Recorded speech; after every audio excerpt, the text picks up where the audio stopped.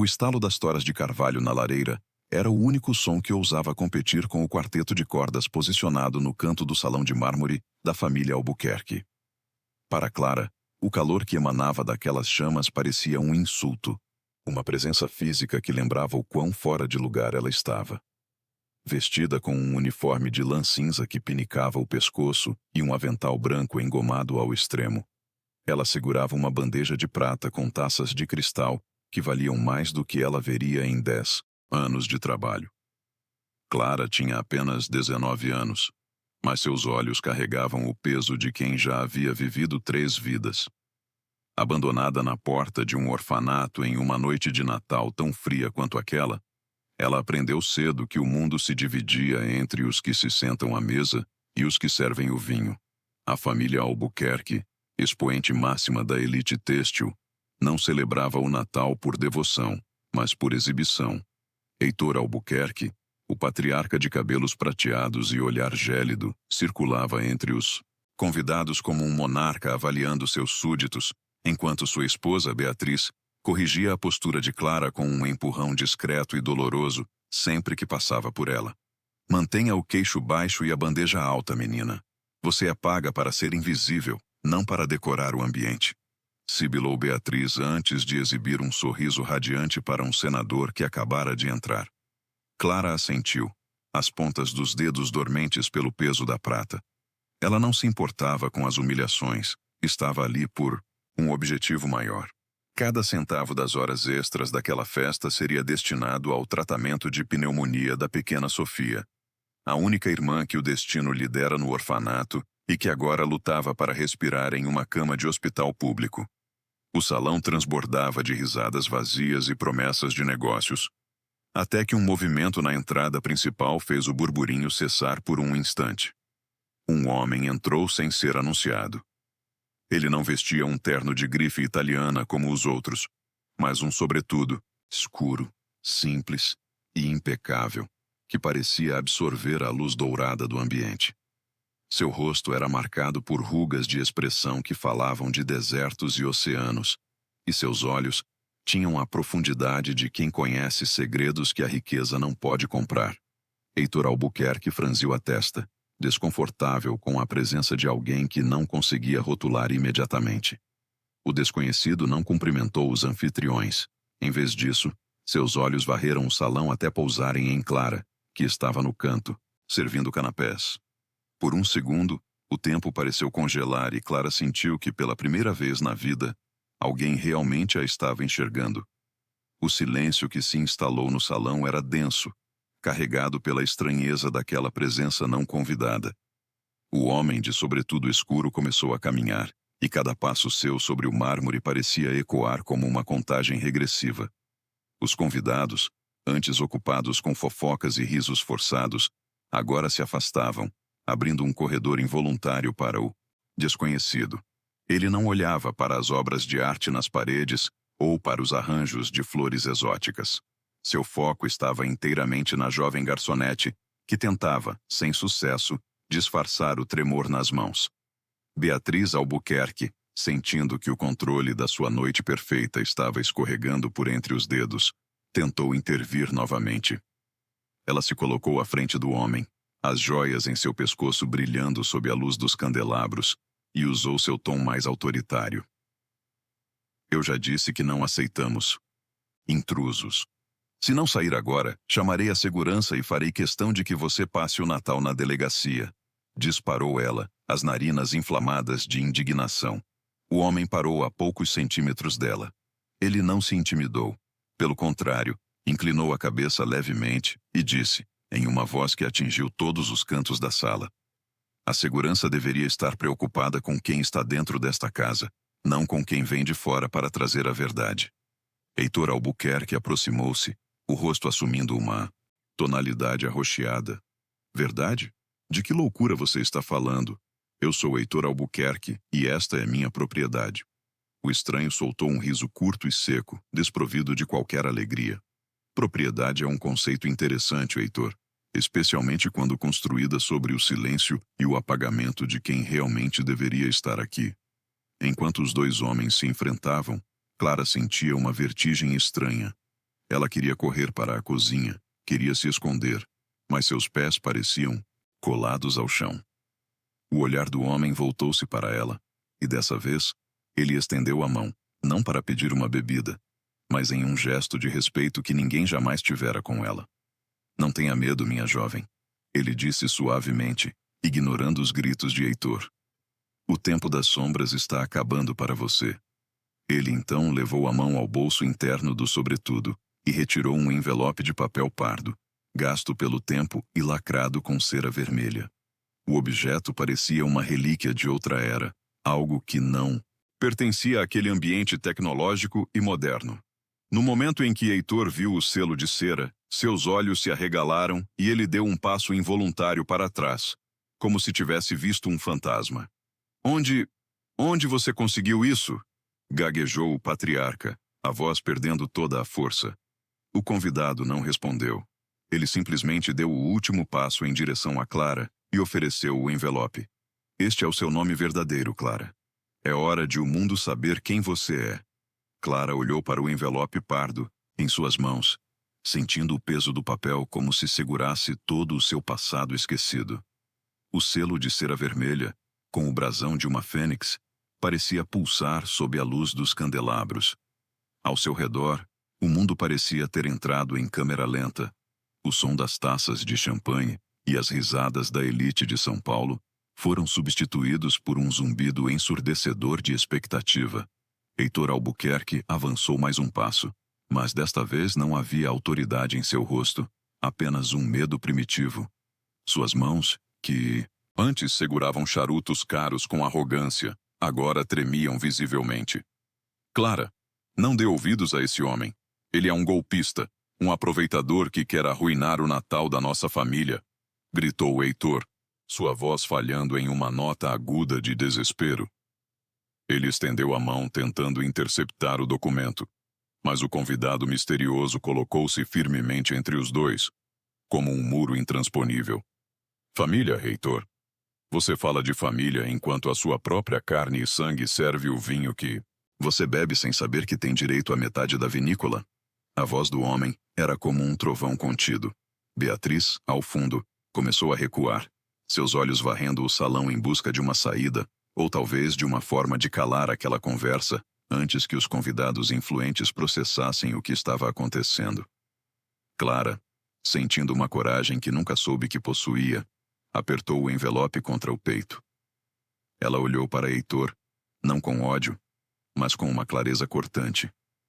Pela primeira vez em 19 anos, ela não se sentia pequena. Ela não era apenas a menina do orfanato, nem a garçonete que aceitava empurrões em silêncio para pagar os remédios de Sofia. O convidado misterioso inclinou-se para o ouvido de Clara e sussurrou: "O que está aí dentro não é apenas dinheiro, Clara. É a prova de que você nunca foi indesejada. É a prova de que alguém lutou por você até o último suspiro."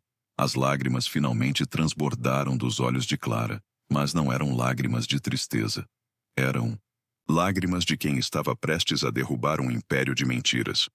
Com os dedos trêmulos, ela encaixou a unha sob a aba do envelope, pronta para romper o selo de cera. Heitor deu um grito abafado. "Pare!" Mas já era tarde demais. O som do papel rasgando cortou o ar do salão como o som de um véu sendo destruído. E o que caiu de dentro do envelope fez com que todos os presentes prendessem a respiração em uníssono. O que deslizou de dentro do envelope não foram apenas papéis, mas fragmentos de uma vida inteira roubada.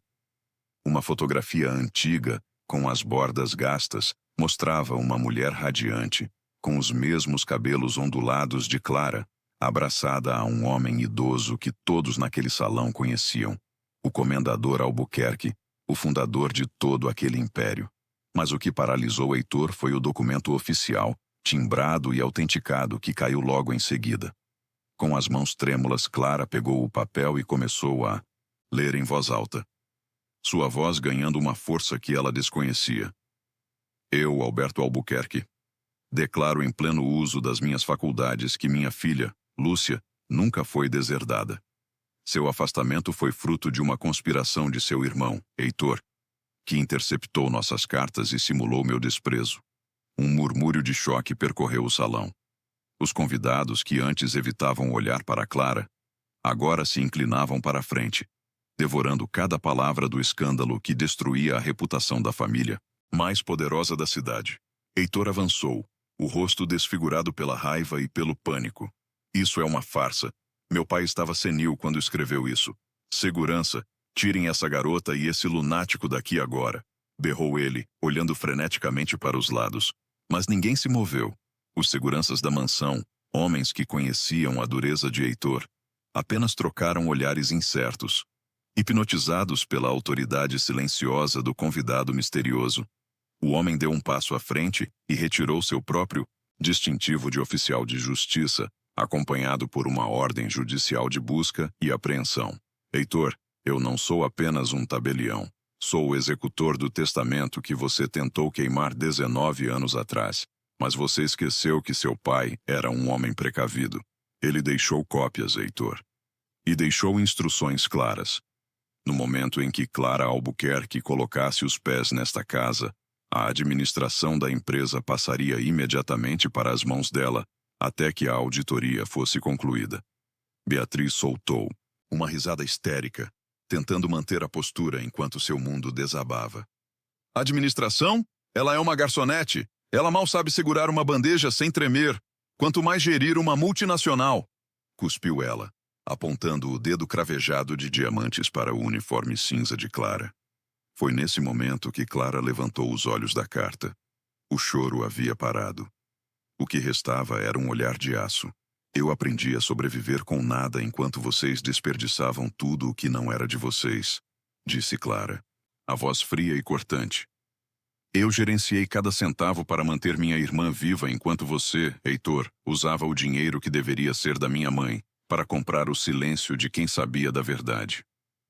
Clara então se virou para o convidado misterioso. Diga a eles o que o testamento diz sobre a moradia. O homem sorriu levemente e leu o parágrafo final. Caso a fraude seja comprovada, os conspiradores devem deixar a propriedade imediatamente, levando apenas o que trouxeram ao entrar na família. O silêncio que se seguiu foi sepulcral. Heitor Albuquerque, o homem que comandava milhares de funcionários, parecia ter murchado dentro de seu terno caro. Beatriz sentou-se bruscamente em uma cadeira de veludo, a maquiagem borrada pelas lágrimas de puro egoísmo. Os convidados começaram a se afastar deles como se fossem leprosos, voltando suas atenções para Clara, a nova detentora do poder. Mas Clara não buscava os olhares deles. Ela olhou para o relógio de ouro na parede e pensou em Sofia. Ela, agora tinha os recursos para contratar os melhores médicos do mundo. Ela olhou para o tio, que ainda tentava balbuciar alguma defesa, e sentiu uma onda de dignidade que o dinheiro nunca poderia comprar. O evento acabou, disse Clara para a multidão. Mas a justiça está apenas começando. Heitor Albuquerque tentou uma última cartada. Ele se aproximou de Clara, mudando o tom de fúria para uma súplica manipuladora, a voz agora carregada de uma falsa emoção que não chegava aos seus olhos. Clara, minha sobrinha querida, pense bem. Se você fizer esse escândalo, a empresa que seu avô tanto amou será destruída na Bolsa de Valores amanhã. Nós somos sangue, Clara. Podemos resolver isso entre nós, sem advogados, sem humilhação pública. Eu posso te dar uma vida de rainha. Você nunca mais precisará trabalhar um único dia. Clara sentiu o estômago revirar. Era a mesma voz que minutos antes a chamava de invisível. Ela olhou para as mãos de Heitor, as mesmas mãos que interceptaram as cartas de sua mãe, condenando-a a uma vida de miséria e solidão. Você fala de sangue agora, Heitor. Mas onde estava esse sangue quando minha mãe morreu em um quarto frio de cortiço, chamando pelo nome do pai dela? A voz de Clara ecoou, fazendo alguns convidados baixarem a cabeça, envergonhados por terem feito parte daquele círculo social por tanto tempo. Onde estava a sua preocupação com a empresa quando você usou os fundos de reserva para cobrir os subornos que garantiram que eu nunca fosse encontrada? Heitor recuou, a máscara de tio amoroso caindo para revelar um rosto pálido de derrota. O convidado misterioso então deu um passo à frente, abrindo uma segunda pasta. Não se preocupe com o valor das ações, Heitor. O mercado prefere a verdade à corrupção. E temos aqui os registros das transferências bancárias que você fez para o diretor do orfanato para garantir que Clara fosse mantida no anonimato. Beatriz, percebendo que o cerco havia se fechado, levantou-se em um surto de fúria cega. Ela avançou em direção à mesa de cristal, derrubando o imenso arranjo de flores e a ceia luxuosa. Isso não vai ficar assim. Eu construí esta posição social. Eu não vou ser expulsa por uma menina que cheira a sabão de cozinha, gritou ela, antes de ser contida pelos próprios seguranças, que agora seguiam as ordens do oficial de justiça. Clara não se abalou. Ela caminhou até a cabeceira da mesa, o lugar que por direito pertencia ao comendador Albuquerque, e pegou o telefone fixo da mansão. Seus dedos não hesitaram ao discar o número do hospital onde Sofia estava. Enquanto esperava a ligação ser atendida, ela olhou para o salão. Os garçons e colegas de trabalho de Clara a observavam com um misto de esperança e admiração. Ela era uma deles, e agora ela tinha o poder. Alô, é da UTI? Aqui é a Clara Albuquerque, ela disse, pronunciando seu sobrenome verdadeiro pela primeira vez com orgulho. Eu quero a transferência imediata da paciente Sofia para o melhor centro de tratamento respiratório do país. Uma ambulância particular chegará em 10 minutos. O custo não é problema. Nunca mais será um problema. Ao desligar o telefone, Clara sentiu que o ar no salão, antes sufocante, finalmente estava limpo. Ela se virou para Heitor e Beatriz, que agora eram apenas dois estranhos em uma casa que não lhes pertencia mais. Vocês têm 1 hora para pegar o que é seu por direito. O que, segundo o testamento, se resume às roupas que estão no corpo. O resto pertence à fundação que minha mãe teria criado se tivesse tido a chance. O silêncio que se seguiu à ordem de Clara não era apenas um vazio de sons. Era o vácuo de um império desmoronando em tempo real. Heitor Albuquerque, o homem cuja assinatura movimentava bilhões, parecia ter encolhido dentro do seu terno de lã fria. Seus olhos, antes afiados como navalhas, agora vagavam pelo salão, encontrando apenas o desprezo de seus pares. O sangue que ele tanto invocava agora parecia drenado de seu rosto, deixando-o com uma palidez cadavérica. Ele tentou se apoiar na mesa, mas suas mãos escorregaram na toalha de linho, derrubando uma taça de cristal que se estilhaçou no chão. Um som que parecia pontuar o fim definitivo de sua era. Isso é um pesadelo, ele balbuciou, a voz rouca e desprovida de qualquer autoridade. Você não pode simplesmente nos jogar na rua como se fôssemos lixo. Clara deu um passo à frente, e a luz dos candelabros refletiu em seus olhos, com uma intensidade que fez Heitor recuar. Engraçado você usar essa palavra, Heitor, disse ela, a voz baixa, mas carregada de uma força que reverberava pelas paredes de mármore. Porque foi exatamente assim que você tratou a minha mãe. Você a jogou no lixo da história para poder herdar sozinho o que o meu avô construiu com suor e ética. Você não a viu como irmã, você a viu como um obstáculo financeiro. E agora, o destino está apenas devolvendo a você o peso da sua própria moeda. Beatriz, vendo que a súplica de Heitor não surtia efeito, explodiu em um acesso de fúria cega que chocou até os convidados mais cínicos. Ela avançou em direção a Clara, as unhas esculpidas prontas para atacar, mas foi contida pelos próprios seguranças da mansão. O oficial de justiça, com uma calma imperturbável, colocou-se à frente de Clara. Senhora Albuquerque, ou melhor, Senhora Beatriz, disse ele com uma ênfase cortante no nome sem o sobrenome de prestígio. Qualquer ato de violência agora só acelerará o seu processo de detenção. Eu sugiro que use os próximos minutos para manter o mínimo de dignidade que lhe resta. Beatriz soltou um grito de indignação. Um som gutural que ecoou pelo salão luxuoso, contrastando grotescamente com a música de câmara que ainda tocava baixinho ao fundo. Ela olhou para os convidados, para as mulheres com quem tomava chá e planejava eventos beneficentes falsos, mas todas desviaram o olhar. O poder é um perfume que, uma vez evaporado, deixa apenas o cheiro acre da derrota. Clara ignorou os gritos da tia e voltou sua atenção para os funcionários que estavam parados no fundo do salão. Eram garçons, copeiras e seguranças que, até minutos atrás, eram seus colegas de invisibilidade. Geraldo, chamou ela, dirigindo-se ao supervisor que tantas vezes a humilhara por pequenos atrasos. O homem tremeu, esperando a demissão imediata. Senhorita Clara, eu sinto muito, gaguejou ele, mas Clara apenas o olhou com serenidade. Não sinta.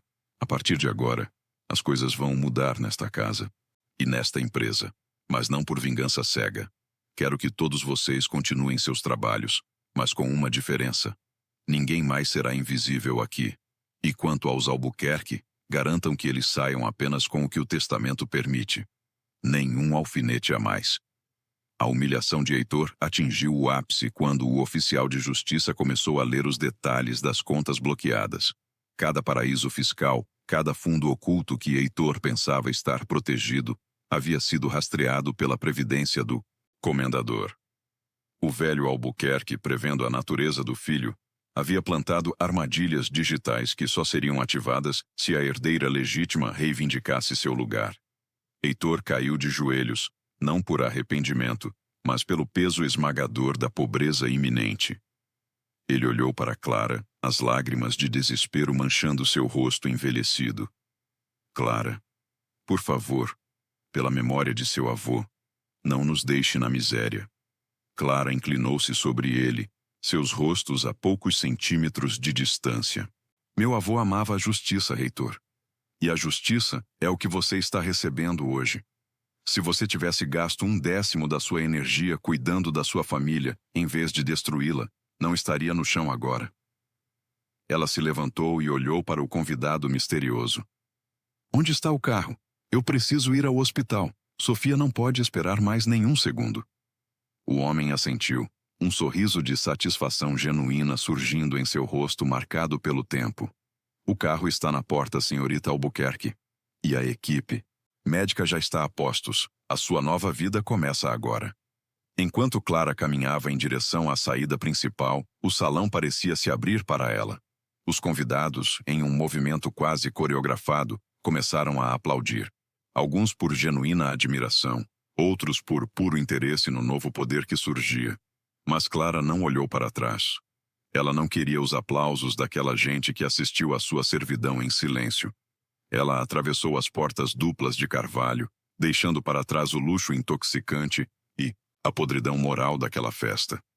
Ao pisar na neve fresca que cobria os jardins, ela sentiu o ar gelado limpar seus pulmões. O peso da bandeja de prata havia sumido, substituído pelo peso da responsabilidade e pela esperança de um futuro onde Sofia finalmente conheceria o sol. A noite de Natal, que começara com o cheiro de humilhação e suor, terminava agora com o aroma da liberdade.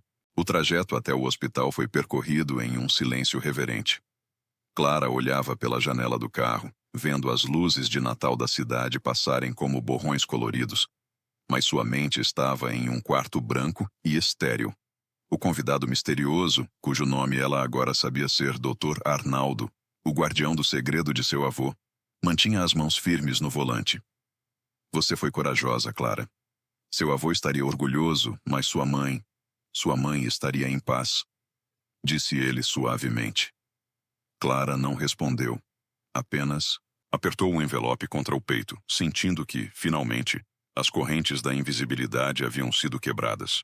Ao chegarem ao hospital, não houve filas ou esperas. O nome Albuquerque abriu portas que antes eram fechadas por olhares de indiferença. Clara correu pelos corredores, o som de seus passos ecoando no linóleo, até parar diante da porta de vidro da UTI pediátrica. Lá estava Sofia, pequena, pálida, cercada por máquinas que apitavam em um ritmo constante.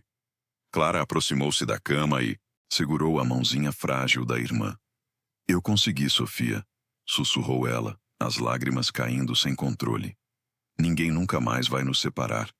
E você vai ter os melhores médicos, o melhor ar para respirar. Você vai ter o mundo. Naquele momento, como se pudesse ouvir a promessa, Sofia abriu os olhos lentamente e esboçou um sorriso fraco, reconhecendo o rosto da única pessoa que nunca a abandonou. O milagre de Natal não estava no ouro da mansão, mas naquela pequena centelha de vida que agora Tinha todas as chances de brilhar. Enquanto isso, longe dali, em um bairro humilde na periferia da cidade, a realidade batia à porta de Heitor e Beatriz. Sem cartões, sem contatos e com as contas bloqueadas pela justiça, eles se viram em um pequeno apartamento de 2 cômodos, o único bem que Heitor havia colocado em nome de um laranja e que a auditoria ainda não havia confiscado. Beatriz olhava para as paredes descascadas com horror, ainda usando o vestido de seda agora manchado de neve e suor. Heitor estava sentado em uma cadeira de plástico, olhando para as próprias mãos vazias. O homem que subornava juízes agora não tinha dinheiro para pedir um táxi. A ironia era cruel. Eles estavam vivendo exatamente a vida que planejaram para Clara, sentindo na pele o frio e o desamparo que tanto desprezaram. Meses se passaram. A primavera chegou, e com ela, a plena recuperação de Sofia. A mansão Albuquerque foi transformada pela Fundação de Clara em um centro de acolhimento para órfãos e estudantes de baixa renda, exatamente como Lúcia, a mãe de Clara, teria desejado. Clara não se tornou uma empresária implacável como o tio. Ela se tornou uma líder que governava com empatia, lembrando-se todos os dias de como era o peso de uma bandeja de prata. Ela não buscava vingança, buscava legado. Heitor e Beatriz foram condenados por fraude e apropriação indébita, cumprindo penas que, embora em regime aberto, os condenaram ao maior castigo de todos: o esquecimento absoluto pela sociedade, que tanto idolatravam. No Natal seguinte, Clara e Sofia estavam sentadas no jardim da fundação, cercadas por crianças que agora tinham um futuro. Clara olhou para o céu estrelado e sentiu uma brisa leve, como um abraço invisível. Ela percebeu que a verdadeira riqueza não estava no sobrenome ou no mármore, mas na liberdade de poder olhar no espelho e reconhecer a própria alma. A garçonete invisível tinha se tornado a arquiteta de esperanças. A justiça tardou 19 anos, mas quando chegou, trouxe consigo a luz que nenhuma escuridão de ganância poderia apagar. 1 ano havia se passado desde aquela noite de Natal que destruiu um império de mentiras. No alto da nova sede da Fundação Lúcia Albuquerque, Clara observava a cidade através das grandes janelas de vidro.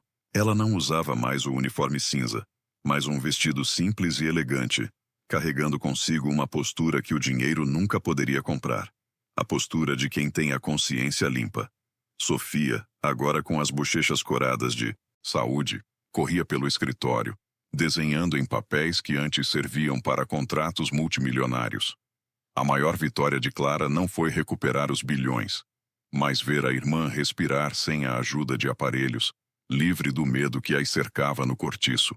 Enquanto o sucesso de Clara era noticiado em todas as revistas de economia como um exemplo de gestão humanizada, o destino de Heitor e Beatriz seguia por um caminho sombrio.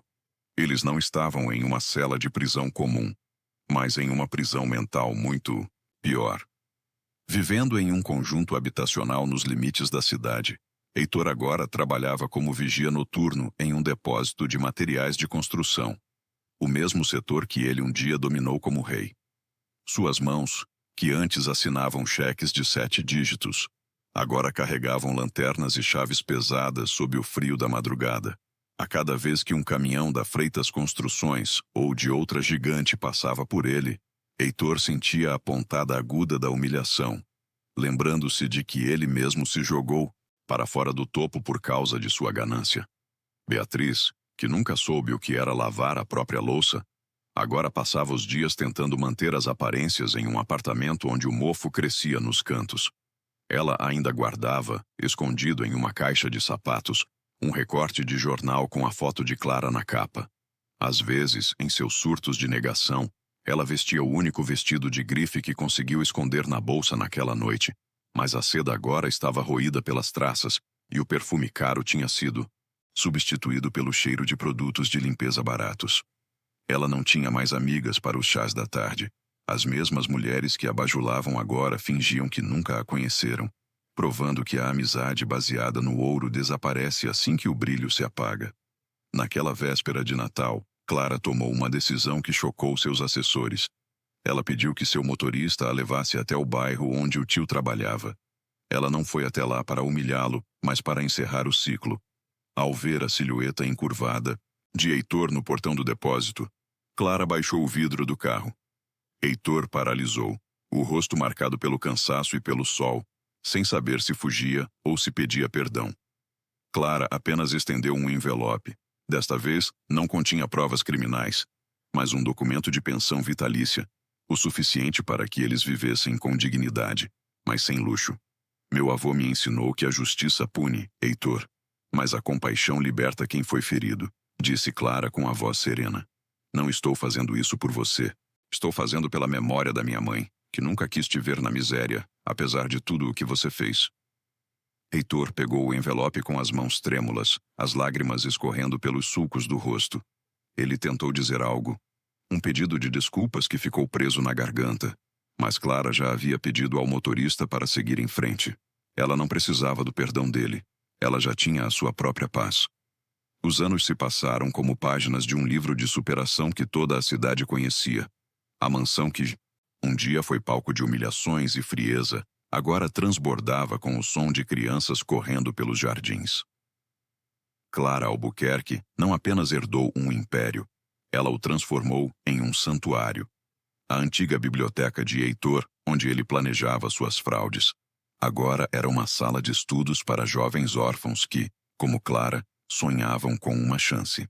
Sofia, agora uma jovem saudável e brilhante, estudava medicina, movida pela promessa de salvar vidas, como a dela foi salva por um milagre de Natal.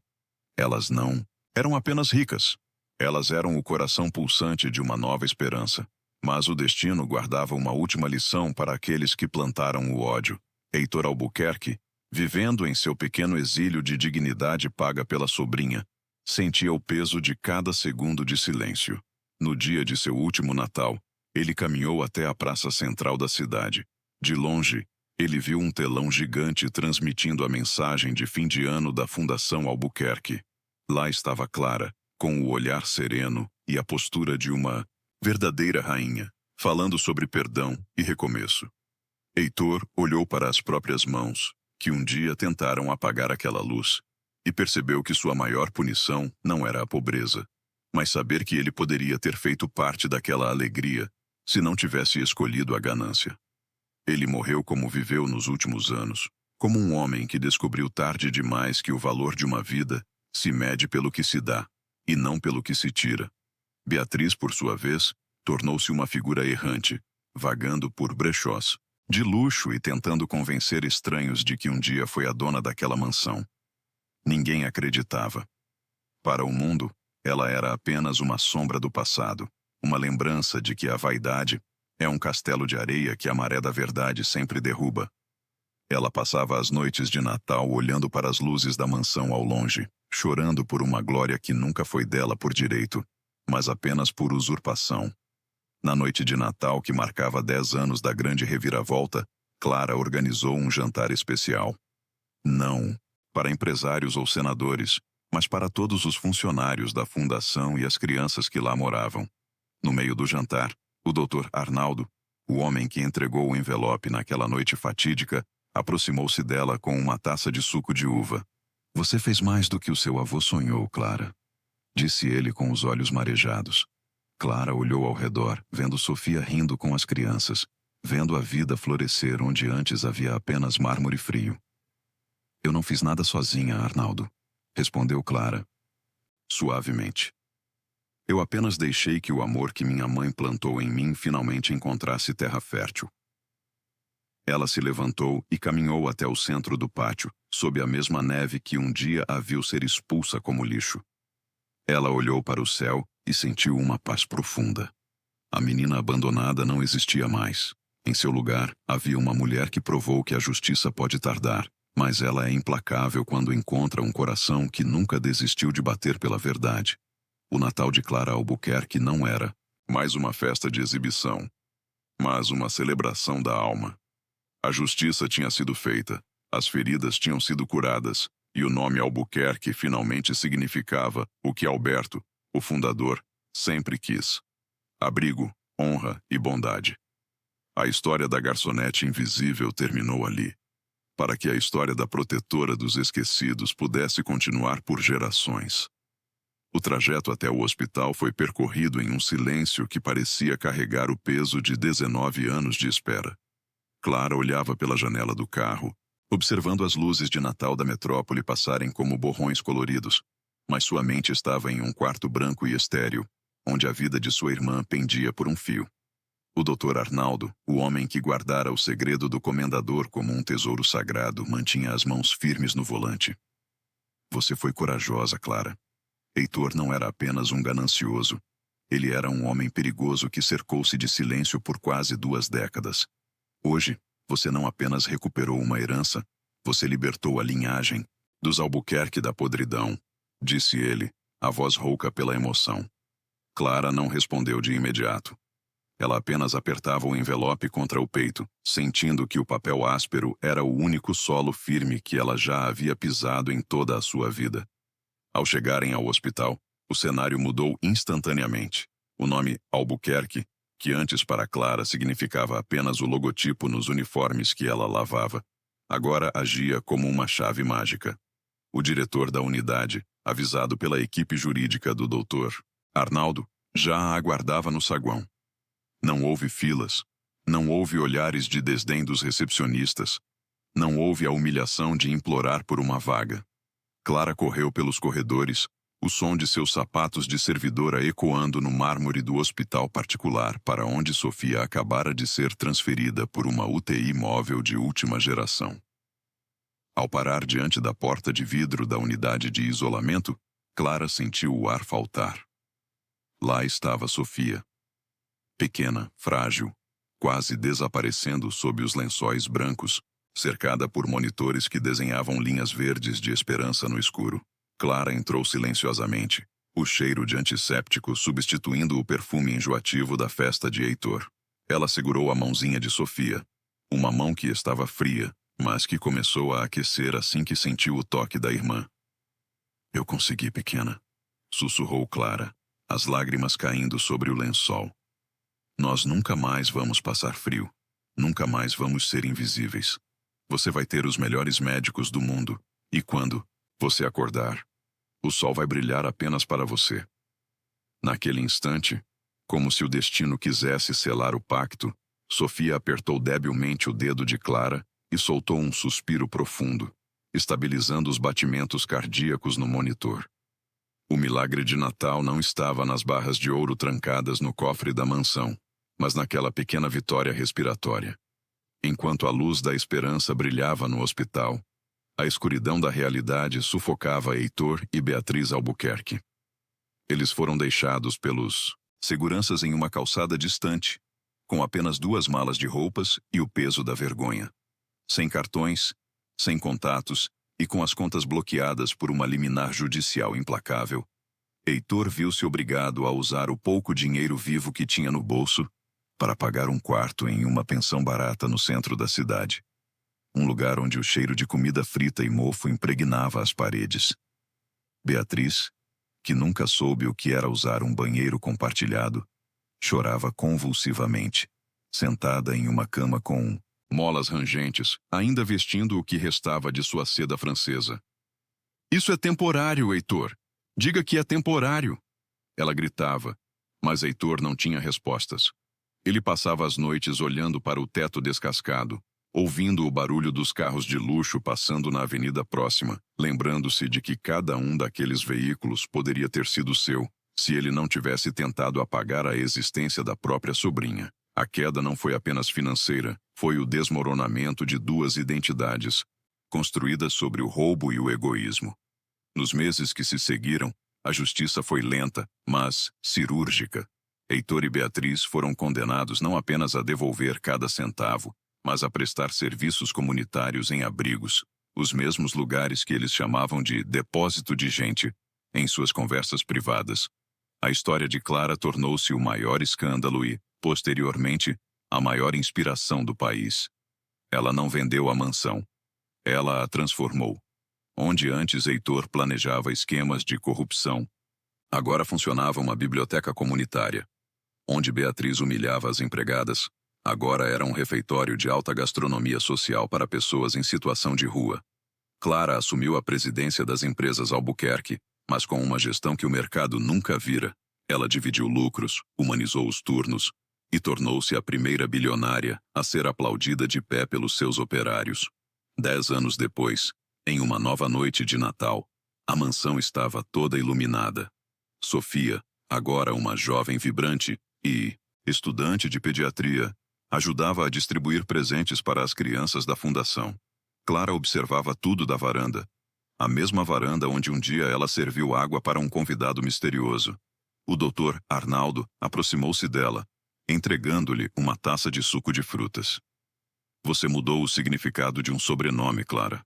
Hoje, ser um Albuquerque não significa ter dinheiro, significa ter caráter. Clara olhou para o jardim, onde uma estátua de sua mãe, Lúcia, havia sido erguida entre as flores. Ela sentiu que o ciclo estava finalmente fechado. A justiça divina não apenas puniu os culpados, mas deu aos bons as ferramentas para curar o mundo. A menina abandonada no Natal tinha se tornado a mãe de milhares de esperanças.